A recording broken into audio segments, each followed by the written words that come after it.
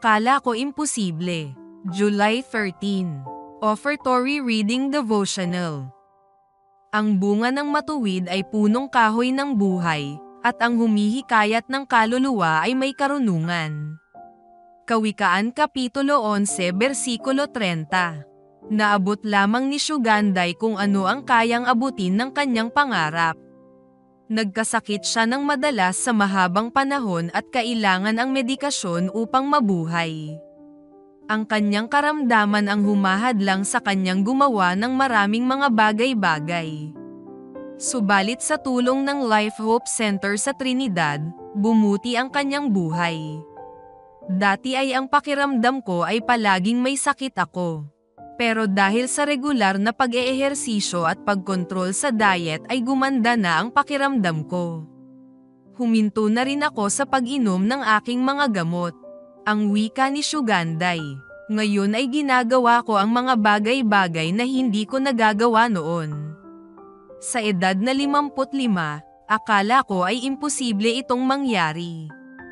Ang Life Hope Center ay isang Urban Center of Influence, UCI, sa komunidad ng Brickfield sa kapuluan ng Trinidad. Ang isa sa pinakamalaking templo ng Hindu sa bansa ay isang poste lang ang layo.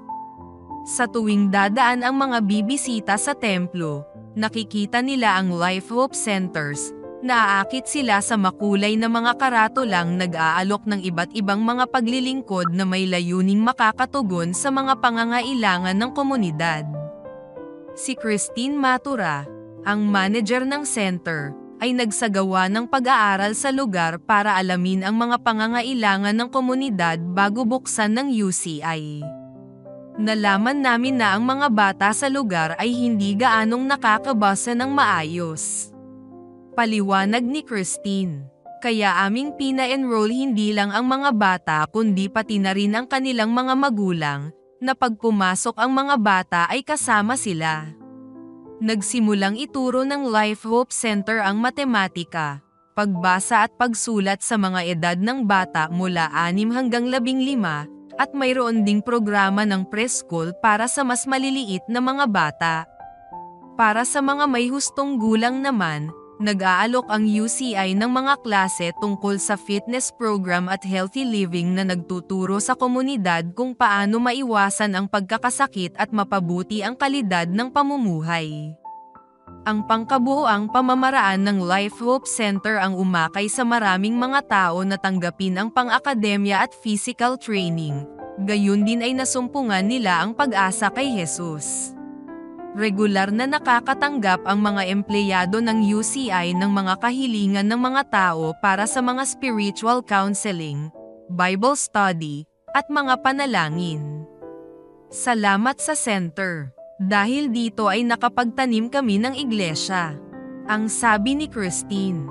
At ngayon ay mayroon na kaming 25 tao na dumadalo sa mga serbisyo ng iglesia.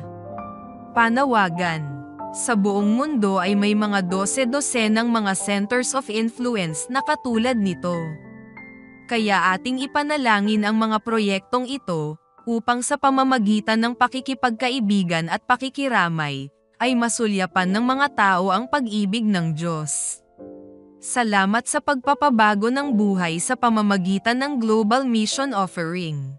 Ang Global Mission Offering noong 2018 ay ipinadala sa Trinidad at natulungan maitayo ang Center of Influence na ito.